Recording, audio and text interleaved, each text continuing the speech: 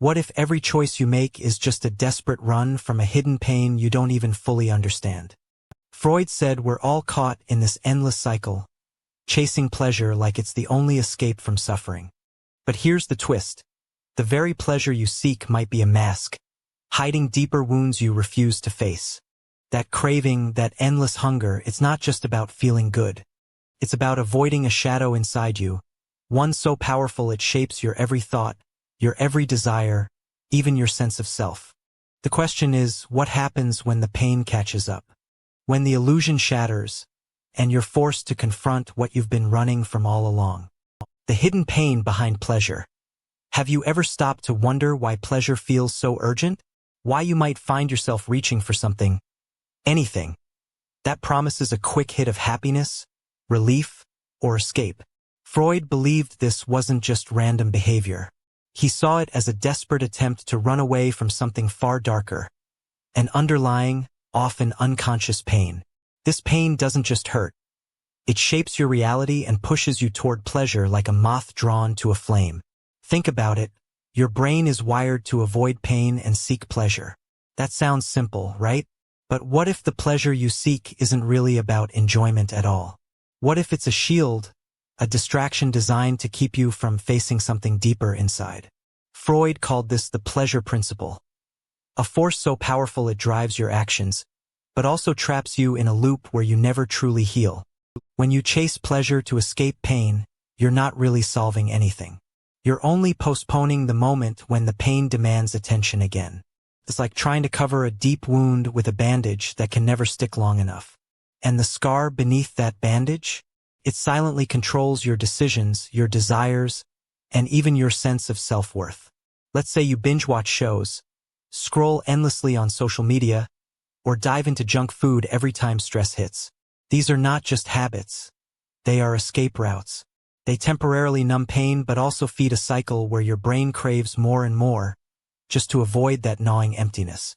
This is not weakness, it's the mind's survival tactic. Yet, Freud warned that this cycle is dangerous because the pain doesn't disappear. Instead, it festers, grows, and eventually demands to be faced in ways that can feel overwhelming.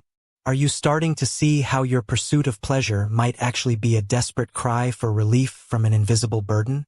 This is where Freud's dark psychology cuts through the surface and forces us to question our motives. What if every fun choice, every moment of indulgence, is really just running from a pain you barely recognize? This hidden pain Freud talked about isn't always obvious. Sometimes, it's buried so deep that you might not even realize it exists.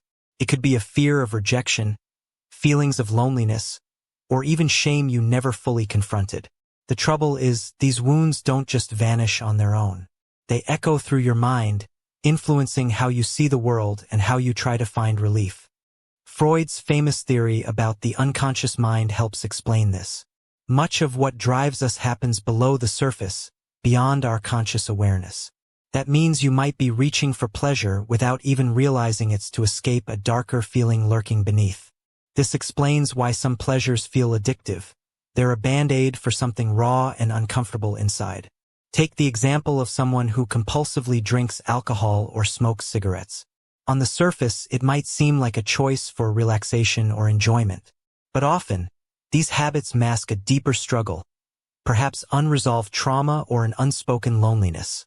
The pleasure here is fleeting, but the pain it covers is persistent, like a shadow that never leaves.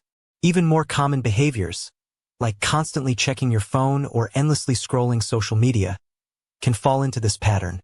The quick dopamine hit feels good, but it's also a way to escape feelings of boredom, anxiety, or emptiness. And the cycle repeats because the root pain is never addressed. Freud's insight was that pleasure is never purely innocent. It's often tangled with pain, acting like a signal that something inside needs attention. When you ignore that signal, you trap yourself in a repeating pattern, chasing pleasure to run from pain, but only running in circles. This is why so many people feel stuck, even when they have access to what should bring joy. It's not that the pleasure isn't real, it's that it's trying to fix something it can't heal. And that's the invisible burden Freud exposed. A burden that shapes your behavior in ways you might never have guessed. So, what does this mean for you? It means the next time you crave something that promises quick relief, pause and ask, what pain am I really trying to escape? Understanding this could be the first step toward breaking the cycle and reclaiming control over your own mind. Now, let's dig a little deeper into why this cycle feels so impossible to break. Freud believed that our brains are wired from early childhood to avoid discomfort at almost any cost. This is where the concept of repression comes in, pushing painful memories or feelings out of conscious thought because they're too unbearable. But just because you don't think about something doesn't mean it's gone. Instead, it lingers, quietly influencing your emotions and decisions. This is why you might find yourself repeatedly making choices that don't serve you, why that fleeting pleasure pulls you back even when you know it's harmful. It's not just a bad habit. It's your mind trying to protect you from pain it refuses to face. The pain is still there, but hidden under layers of distractions, addictions, or even numbness. One of the most unsettling ideas Freud introduced is that this escape through pleasure can sometimes make the pain worse. The more you avoid it, the stronger it grows. It's like a wound left untreated. Eventually, it festers and can cause even greater damage. This is why some people spiral into deeper anxiety, depression, or destructive behaviors, even though they keep seeking pleasure. The real breakthrough comes when you realize that pleasure alone can never be the solution. It's a symptom, not the cure. To break free, you have to confront the pain beneath it, no matter how uncomfortable that feels. And yes, that's terrifying. But it's also where true healing begins. Freud's work was revolutionary because it showed that understanding yourself means facing your shadows. It means accepting that the pain you've been running from is part of you, and only by acknowledging it can you find peace. This chapter isn't just about Freud's theory. It's about how this invisible pain shapes your life in ways you can't ignore. So, next time you find yourself chasing pleasure, whether it's through food, distractions, or something more intense, remember this. It's not just about feeling good. It's about running from something deeper. And that realization might just be the key to breaking the cycle. The pleasure principle and its dark side. You've heard the phrase pleasure principle before, but what does it really mean? Freud used this term to describe one of the most powerful forces driving human behavior, the relentless push to seek pleasure and avoid pain. It sounds simple, but beneath that simplicity lies a darker truth. This principle can trap you in patterns that hurt more than they help. Imagine your mind as a battlefield between two forces, the pleasure principle, which demands immediate satisfaction, and the reality principle, which tries to balance that urge with long-term consequences. When pleasure wins, decisions are made based on what feels good right now, regardless of what comes next. This isn't just about small choices like grabbing a snack. It can lead to risky behaviors, addiction, and even self-sabotage. What's chilling is how early this wiring begins. From the moment we're born, our brains are conditioned to cry when uncomfortable and smile when comforted. That simple push for comfort turns into a lifelong quest for pleasure, but it often ignores the consequences. It's as if a part of your mind is screaming for relief, no matter the cost. Consider the example of instant gratification through social media likes or binge-watching shows. These moments release dopamine, a chemical linked to pleasure. But the rush is short-lived. Soon after, the craving returns, stronger than before, pushing you to chase the next hit. This cycle can become addictive, almost like a trap where the pleasure principle hijacks your ability to make thoughtful decisions. But the dark side doesn't stop at addiction. Freud warned that this endless pursuit can create what he called neuroses, mental and emotional struggles rooted in conflicts between desires and reality. When the pleasure principle clashes with the reality principle, anxiety and guilt often follow. You want the pleasure, but part of you knows it might hurt you or others.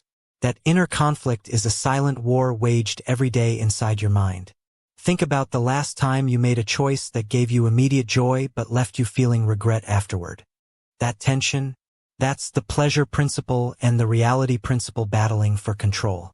The darker side is that this internal conflict can trap you in cycles of disappointment and self-blame, which only deepen the pain Freud said we're trying to escape in the first place. Is it any wonder so many people feel stuck, caught between craving pleasure and fearing its consequences? This push and pull isn't just a personal struggle. It's wired into your brain's very survival mechanisms. Yet, Freud's insight also offers a way out. By understanding how these forces play against each other, you can start to recognize when the pleasure principle is leading you astray. Now, let's look closer at how this pleasure principle can quietly sabotage you without you even noticing. It's sneaky because it promises relief, comfort, or happiness, but often delivers the opposite. This is where Freud's concept of defense mechanisms comes into play. These are mental tricks your brain uses to protect you from painful truths, but they can also deepen your entrapment. For example, denial is a defense mechanism that blocks out reality because it's too painful to face. When your brain says, just ignore the problem and focus on something fun, you might turn to habits like overspending, overreading, or endless distractions. It feels good momentarily, but it's a way to avoid facing what's really going on beneath the surface. Another defense, called repression, pushes painful memories or feelings so deep they disappear from conscious thought. But those feelings don't vanish. They fester and influence your actions in invisible ways. You might not understand why certain triggers send you into anxiety or why you keep repeating harmful patterns. Freud believed these hidden conflicts are the roots of neuroses, illnesses of the mind caused by unresolved inner battles. One famous case Freud studied involved a patient suffering from paralysis without any physical cause. Freud discovered that this conversion disorder was actually the mind's way of expressing emotional pain it couldn't handle. The pleasure principle's push to avoid pain led the mind to manifest symptoms in the body. This shows just how deeply our minds can hide pain behind physical or psychological masks. And here's the dark irony. Chasing pleasure to avoid pain can lead you to harm yourself or others, even when that's the last thing you want. Think of relationships where one partner seeks comfort through control or addiction, unknowingly creating chaos, or habits that temporarily soothe anxiety but ultimately deepen it.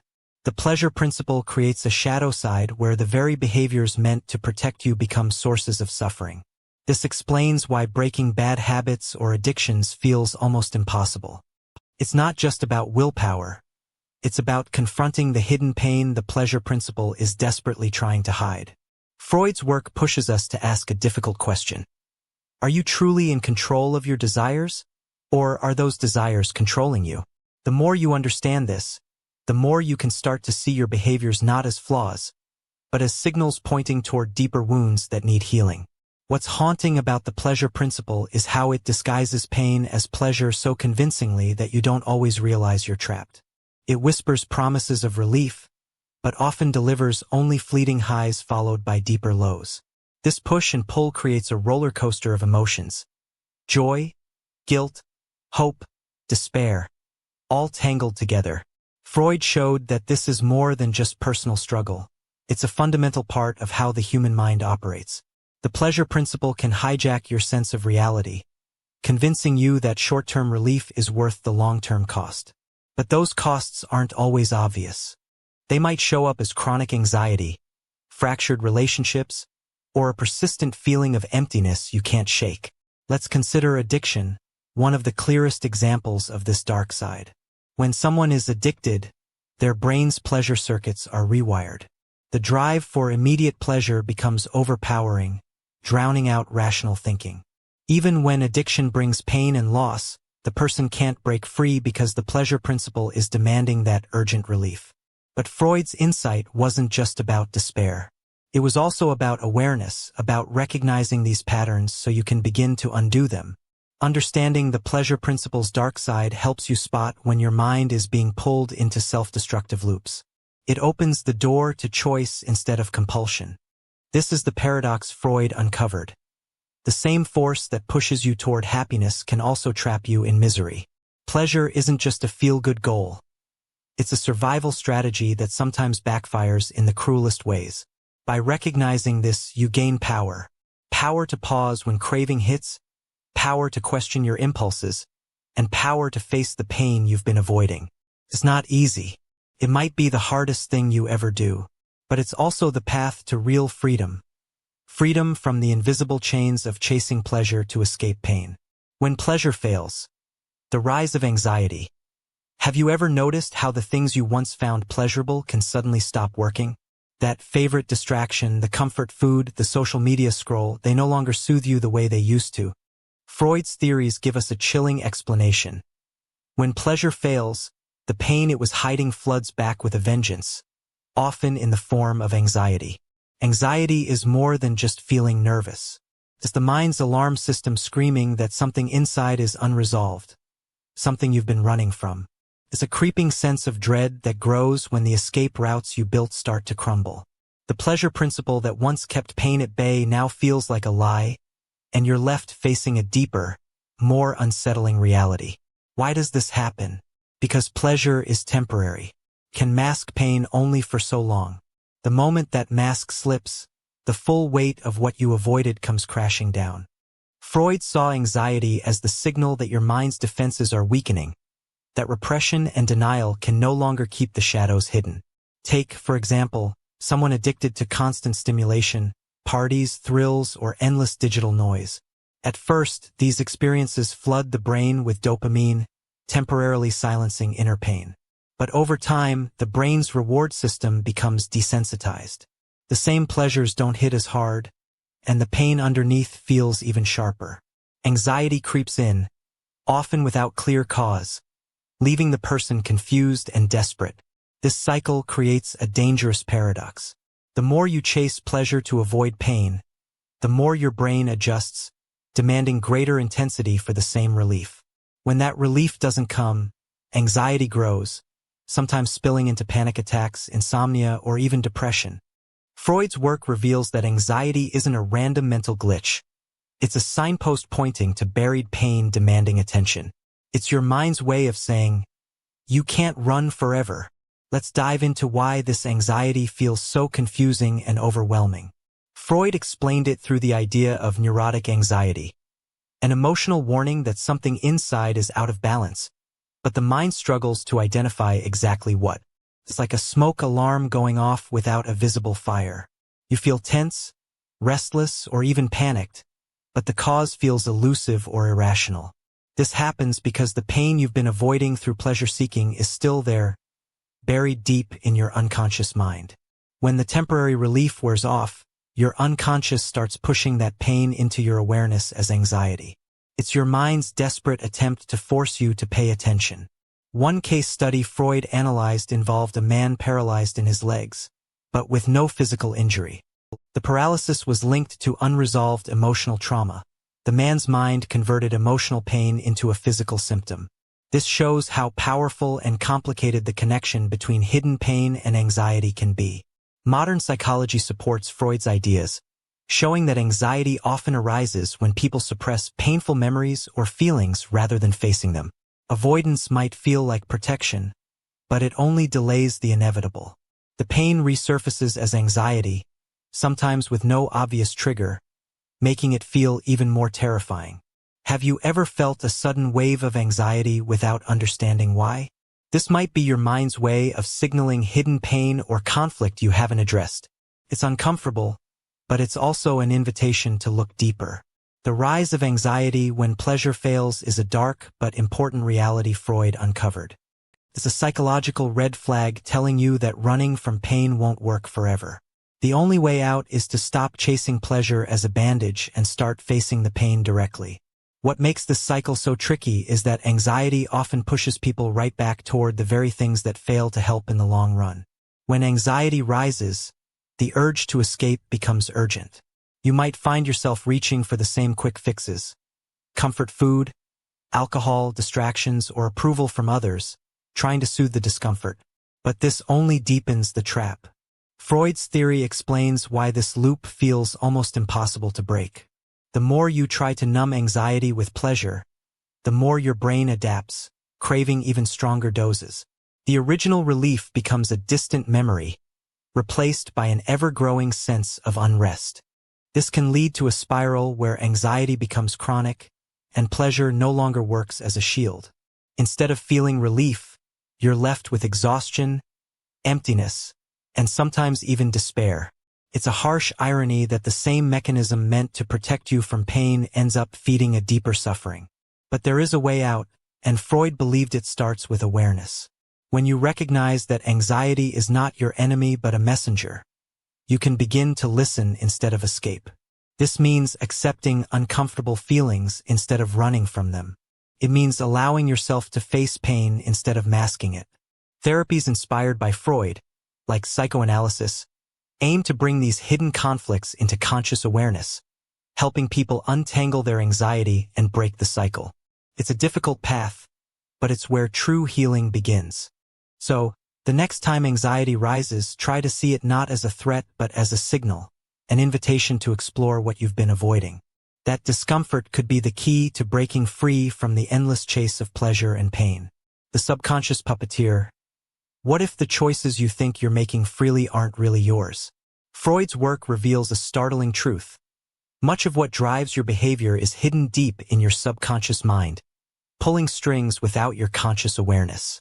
This subconscious puppeteer guides your actions, desires, and fears, often in ways that surprise or even shock you. You might believe you're in control, but Freud showed that beneath the surface lies a complex web of unconscious drives and emotions.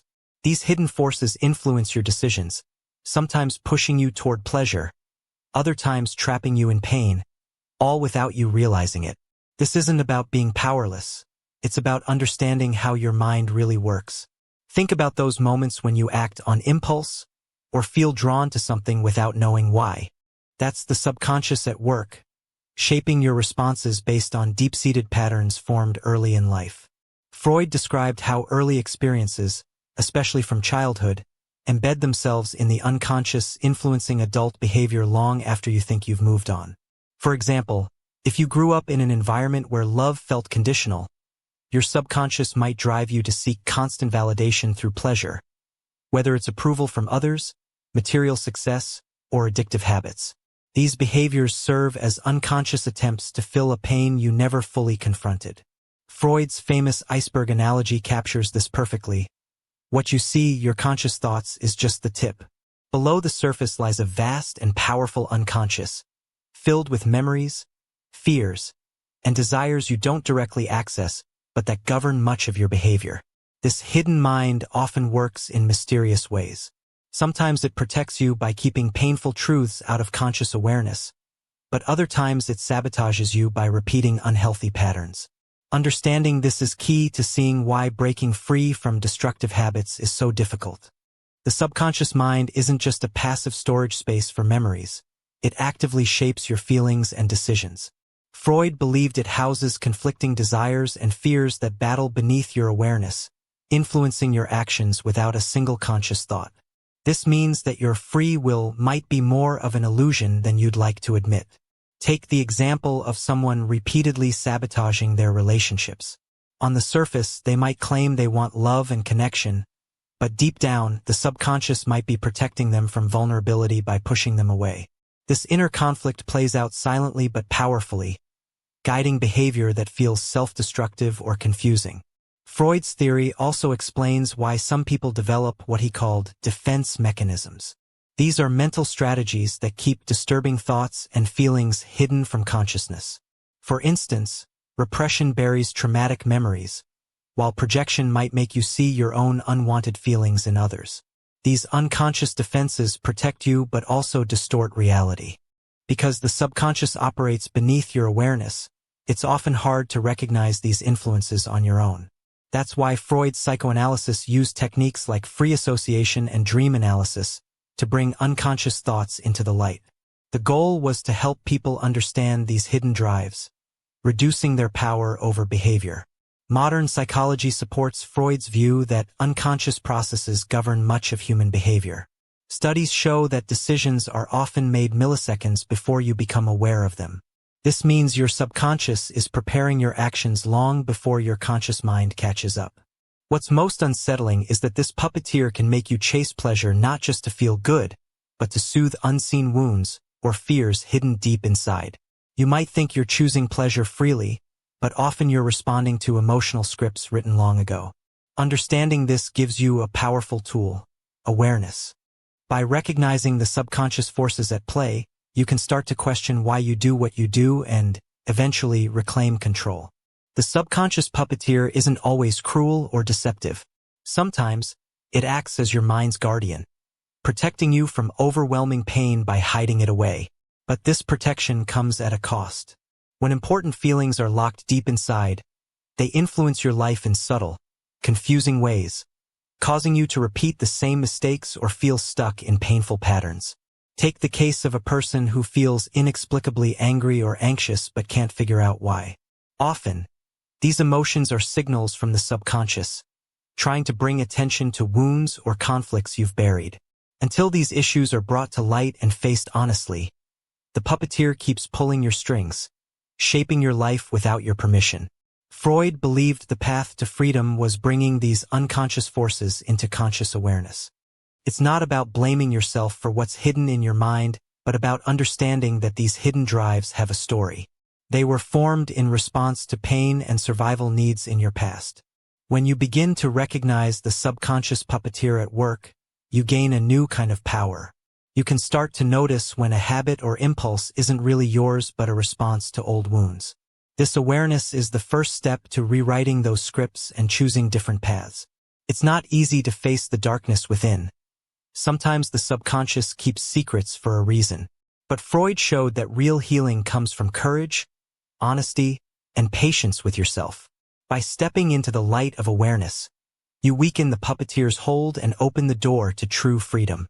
So next time you find yourself pulled by a desire or fear you don't understand, remember, there's a hidden mind behind it, shaping your experience. And the more you understand it, the more you reclaim control over your own story. Breaking the cycle, facing the pain. Here's the truth Freud's work leads us to. You can't escape pain forever by chasing pleasure. The cycle always loops back, and the only way out is to face what you've been avoiding. That's terrifying, yes, but it's also the key to real freedom. Imagine your mind like a locked room where painful memories and feelings are kept hidden. Chasing pleasure is like trying to cover the door with more and more distractions, but eventually, that door will demand to be opened.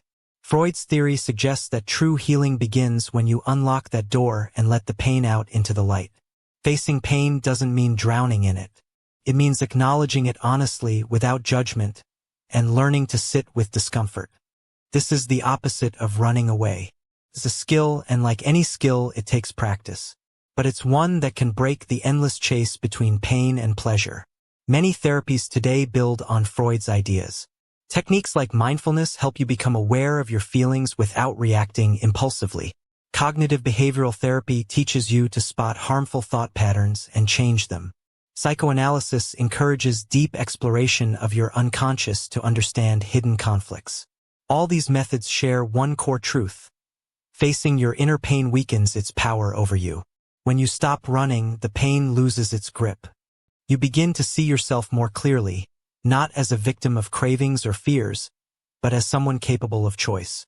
This process isn't easy. It can stir up fear, sadness, or anger. But Freud showed that burying these feelings only keeps you stuck. When you embrace them, you create space for healing and growth. The first step in breaking the cycle is recognizing the patterns you've been trapped in. Think back to moments when you chose quick pleasure over long-term well-being. What pain were you really avoiding? What feelings did you push aside? This kind of honest reflection is uncomfortable but necessary. Freud believed that awareness itself has healing power. When you bring hidden feelings into the light, they lose their mysterious control over you. It's like shining a flashlight into a dark room. Suddenly, what once scared you becomes clear and manageable. It helps to talk about your pain, too. Sharing your struggles with someone you trust can lessen their weight. Freud's psychoanalysis was built on this principle. Through conversation, the unconscious becomes conscious. When you articulate your pain, you take it out of the shadows and give it shape. But what if facing pain feels overwhelming? That's normal. You don't have to do it alone. Therapists, counselors, and support groups provide safe spaces to explore your feelings step by step. They guide you through discomfort toward healing, helping you break free from old habits. Another powerful tool is learning to tolerate discomfort without immediately escaping to pleasure. This might mean sitting quietly with anxious feelings, noticing urges without acting on them, or simply allowing sadness to exist. These practices build resilience and weaken the pull of the pleasure principle. Remember, breaking the cycle is not about being perfect. It's about making small, conscious choices every day to face what's inside rather than run. Over time, these choices add up, creating new pathways in your brain and new ways of living. Here's the thing. Facing pain isn't about getting rid of it completely. Pain is part of being human. It signals what matters to you, what needs attention, and where growth is possible.